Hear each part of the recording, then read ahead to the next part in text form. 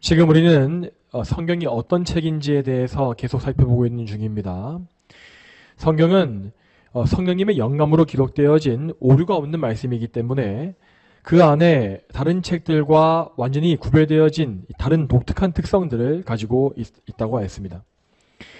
이 특성 중에서 가장 중요한 것은 성경이 신적인 권위를 가지고 있다는 점이었죠. 이 권위라고 하는 것은 누군가에게 말을 하여서 순종케 만드는 힘이라고 하였는데, 성경에는 그 자체 안에 하나님의 권위가 들어있어서 사람들을 능히 순종케 할 수 있다고 하였습니다. 이 세상의 다른 책들은 모두 인간의 지식과 인간의 노력에 의하여서 쓰여진 책이므로 그 권위를 그 책 밖에 있는 근거를 통해서 지지해 줘야만 합니다. 그러나 성경은 가장 높으신 하나님께로부터 나온 말씀이므로 이 세상에 속한 온갖 증거들을 동원해서 그 권위를 굳이 세워줄 필요가 없습니다. 성경은 그 자체 안에서, 성경 안에서부터 자기 권위를 증명할 수 있는 책이요, 그래서 역사상 수많은 사람들이 그 권위에, 그 성경의 내적 권위에 순종하여서 하나님께 복종하는 삶을 살아왔던 것입니다. 그렇다면 성경의 권위 앞에서 순복한 사람들은 성경을 어떻게 대하게 되겠습니까? 자, 그때로부터 그들은 성경을 깊이 사랑하게 되고 성경을 자기의 생명과 같이 여기면서 가까이 하게 됩니다. 그들은 실제적으로 성경을 더 알아가면서 또한 그 말씀 그대로 살기 위해서 힘쓰는 것을 또한 볼 수 있습니다. 이처럼 성경을 알기를 힘쓰고 또 성경에 자기를 맞춰가기를 힘쓰는 이것은 구원받은 성도의 제일 큰 표징이라고 할 수 있을 것입니다. 이렇게 구원의 증거를 가진 참된 성도들은 성경에서 또 다른 특징들을 발견할 수 있습니다. 그 특징들은 성경의 필요성, 성경의 명료성, 성경의 충족성, 이렇게 세 가지로 정리할 수가 있습니다. 이에 대해서 첫째로 우리는 성경의 필요성이 무엇인지를 반드시 알아야 합니다.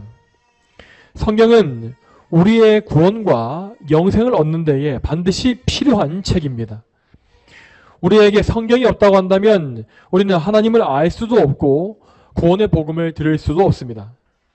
자, 이러한 성경의 필요성을 말해주는 말씀을 한번 보겠습니다. 로마서 10장 13절과 14절입니다.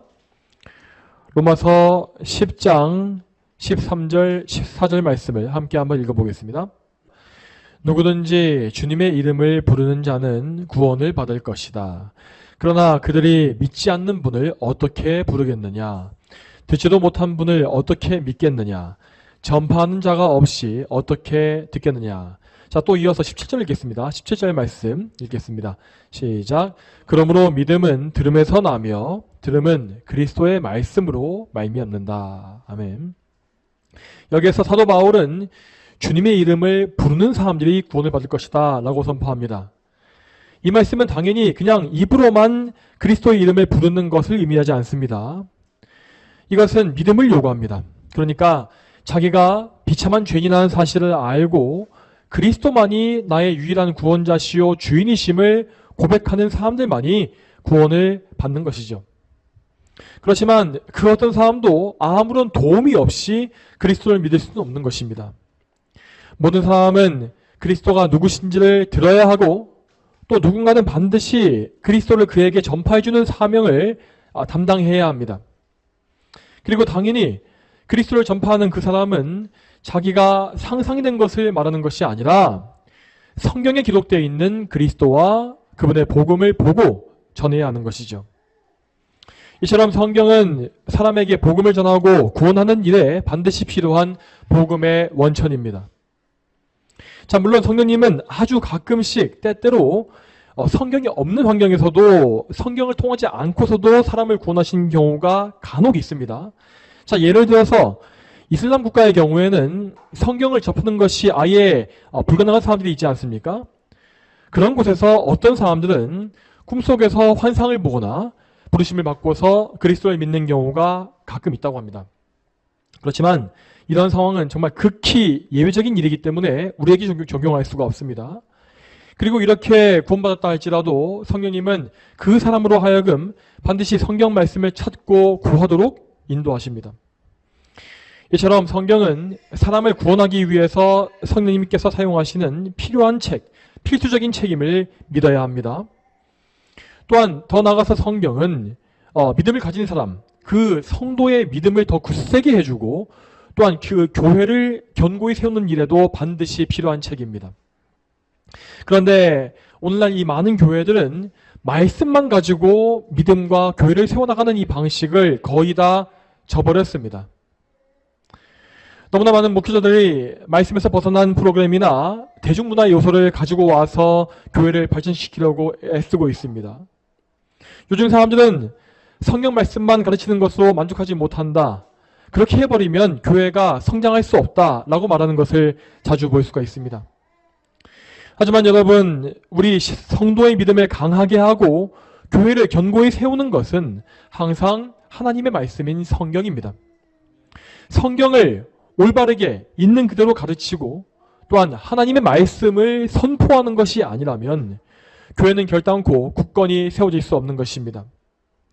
성경이 아닌 다른 것으로 교회를 세우려 하는 것은 결국 반석이 아닌 모래 위에 집을 세우는 짓과 똑같습니다. 그러므로 말씀이 아닌 다른 것으로만 비대해진 그런 교회는 세상의 풍랑이 닥쳐올 때에 크게 무너질 것이고 또한 그 속에서 말씀을 가까이 하지 아니하고 신앙생활을 해왔던 교인들 역시 영적인 환란을 절대 이기지 못합니다.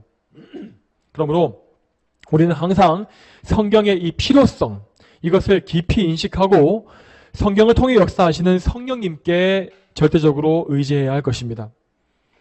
다음으로 두 번째, 우리는 성경의 명료성이 무엇인지를 알아야 합니다.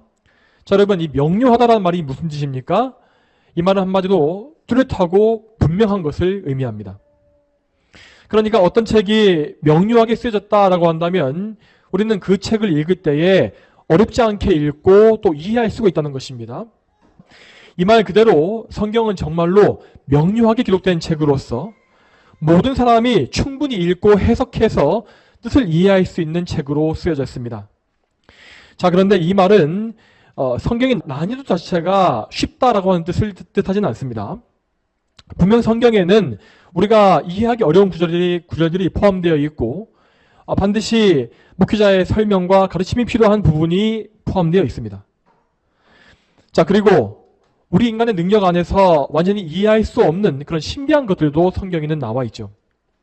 그렇지만 누구든지 구원을 간절히 찾고 바라는 그 마음을 가지고 성경을 면밀히 읽어나가는 사람들은 반드시 그 안에서 구원에 필요한 지식을 얻을 수가 있다는 것입니다.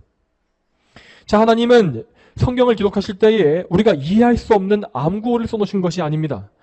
그렇기 때문에 겸손한 마음을 가지고 또 은혜를 구하며 구원을 구하면서 그 안에서 구원을 찾고 있는 그런 사람들은 성령님의 은혜 안에서 그 말씀을 올바르게 이해하고 믿을 수가 있습니다.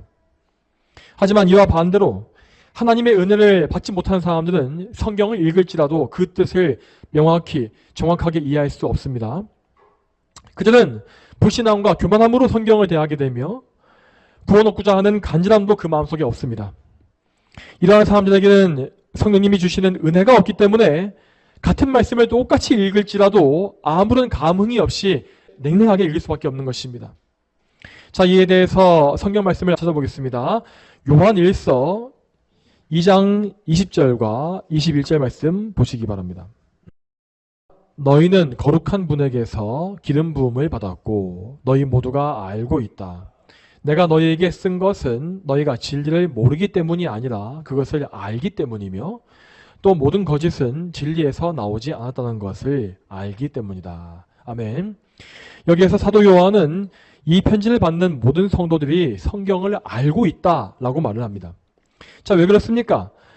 왜냐하면 이들은 성령으로 기름 부음 받은 성도이기 때문입니다. 이 말씀과 같이 성령으로 거듭나서 믿음을 선물받은 사람들은 성령님으로 말미암아서 말씀을 알게 되어 있습니다. 그리고 그들은 평생에 성경을 더 가까이 하고 배워나가면서 이 성경을 더 많이 알고 더 풍성한 지식을 소유하게 될 수 있는 것이죠. 또한 아직 거듭나고 회심하지 않은 분들이라 할지라도 여기에서 실망할 필요는 없습니다. 만일 그런 분들이 진정으로 은혜를 간구하면서 성경 속에 담겨 있는 구원의 지식을 성령님께 알려달라고 구한다면 그분은 이미 성령님의 인도하심 가운데 있는 것입니다. 그러한 분들은 포기하지 마시고 계속 말씀의 은혜를 구하시기 바랍니다. 그리고 그 말씀의 주인이시고 또 그 말씀을 가르치시는 성령님께 의지하기 위해서 꾸준히 기도하십시오. 이러한 믿음을 가지고 겸손히 말씀을 대하는 사람들은 성경이 왜 명료한 말씀인지를 이해할 수가 있을 것입니다. 여러분, 누구든지 성령님의 은혜 안에 있는 사람들은 그가 무식하든지 아니면 유식하든지 어린아이든지 아니면 노쇠든지 간에 관계가 없이 말씀의 내용을 해석하고 믿을 수 있습니다. 성령님의 은혜 안에서 성경은 절대 닫혀있는 책이 아니고 정말로 밝고 명확하게 우리에게 활짝 열려있는 책임을 믿으시기 바랍니다. 마지막 세 번째로 우리는 성경의 충족성이 무엇인지를 알아야 합니다. 이 충족성이라는 말의 의미는 우리에게 성경 이외에 다른 계시가 필요치 않다라는 의미입니다. 하나님은 선지자이신 그리스도를 통하여서 그리고 성령님의 영감으로 당신을 계시해 주셨고 그렇게 하심으로써 이 구약과 신약의 모든 말씀을 기록해 완성해 주셨습니다. 그러한 역사를 통하여서 우리는 이제 창세기부터 요한계시록까지 모두 66권의 성경 전서를 손에 받게 되었죠. 이 완성된 성경 전서는 이 자체로 충분한 하나님의 계시이며 이 외에 다른 계시를 더한다는 것은 불법입니다. 이 성경의 충족성에 대하여서 요한계시록 22장 18절과 19절 말씀을 같이 보겠습니다. 요한계시록 22장 18절 19절 말씀 같이 보겠습니다. 나는 이 책의 예언의 말씀들을 듣는 모든 이에게 증언한다. 누구든지 이것에 무엇을 더하면 하나님께서 이 책에 기록된 재앙들을 그에게 더하실 것이고 만일 누구든지 이 예언의 책의 말씀들에서 삭제하면 하나님께서 이 책에 기록되어 있는 생명나무와 거룩한 성에 참여할 그의 몫을 없애버리실 것이다. 아멘. 지금 우리가 읽은 이 구절은 요한계시록의 마지막 결론 부분에 기록되어 있는 말씀입니다. 요한계시록은 성경의 모든 이 계시의 말씀을 종결짓고 또 장차 다가올 종말과 심판, 영생과 영벌에 대한 예언을 선포한 책입니다. 그러므로 요한계시록이 완성된 이후에는 더 이상의 계시가 성경에 더 추가될 필요가 없는 것입니다. 그러므로 하나님은 이 무서운 경고의 말씀을 통하여서 누구라도 감히 이 책에 또 다른 계시를 더하지 못하게 하셨고 또한 성경에서 뭔가를 제거하지도 못하게 막으신 것입니다. 여러분, 이 말씀과 같이 성경은 그 자체로 충분한 충족한 하나님의 계시입니다. 오늘 이 강의의 본문이었던 디모데후서 3장 15절에서도 말씀하시기를 성경은 능히 그리스도 예수님에 대한 믿음으로 말미암아 너에게 구원에 이르는 지혜가 있게 한다라고 선포하지 않습니까? 만일 성경이 우리에게 뭔가 불충분한 책이고 여기에 뭔가 추가적인 계시가 필요했다고 한다면 성경은 분명히 그 사실을 언급했을 것입니다. 자, 그러므로 우리는 반드시 성경에 대한 하나님의 이 뜻에 순종함으로써 이 성경 말씀에 만족하는 법을 배워야 하겠습니다. 만일 우리가 우리의 타락한 본성에 따라서 성경에 만족치 못하고 거짓된 믿음을 추구한다면 우리는 자꾸만 성경 밖에서 새로운 계시를 찾으려고 할 것이 분명합니다. 실제로 이제까지 교회 역사 속에서는 성경을 멀리하고 성경 외에 신비한 계시를 찾는 사람들이 많이 있었습니다. 그들은 어떤 직통 계시를 추구하면서 자기 내면에 있는 빛에 의지하거나 아니면 비성경적인 예언들을 진리로 바꿔냈습니다. 하지만 성경에 어긋나는 성경과 관계가 없는 모든 말과 생각은 결국 성령님으로부터 비롯된 것이 아니라 악령에게서 나온 것임을 알아야 합니다. 우리 성령님은 진리의 영이시기 때문에 말씀을 벗어난 사역을 절대 하시는 법이 없습니다. 신구약 성경 전체를 다 볼지라도 성령님께서 말씀을 벗어난 말씀에서 모순된 계시를 내리시는 경우는 절대로 볼 수가 없습니다. 자, 이러한 의미에서 오늘날 교회 안에 이 현대 교회 안에서 직통 계시를 추구하고 있는 수많은 교인들은 정말로 잘못된 멸망의 길을 가고 있는 것입니다. 어떤 사람들은 하나님의 음성을 듣는다라고 말을 하면서 자기 내면에 떠오르는 어떤 여러 말들을 들으려고 계속 시도하는 것을 볼 수 있습니다. 그러면서 그들은 하나님께서 나에게 이러이러한 말씀을 하셨다라고 자신 있게 간증하는 것을 우리는 볼 수 있죠. 자, 그러면서 그들은 또 성경에 나와 있는 예수님의 말씀을 자기 주장의 근거로 삼는 것을 또 볼 수 있습니다. 자, 그 말씀은 예수님께서 말씀하신 이 말씀입니다. 이 나의 양들은 내 음성을 듣는다 라는 말씀을 근거로 쓰고 있는 것입니다. 여러분, 하지만 우리가 그리스도의 음성을 듣는다라고 하는 이 말씀은 실제 마음속의 소리를 듣는 것이 아닙니다. 그 말씀은 우리가 성경을 통하여서 예수님의 음성을 듣고 성경을 통해서 예수님의 뜻을 알며 그 뜻에 복종하는 이것을 의미합니다.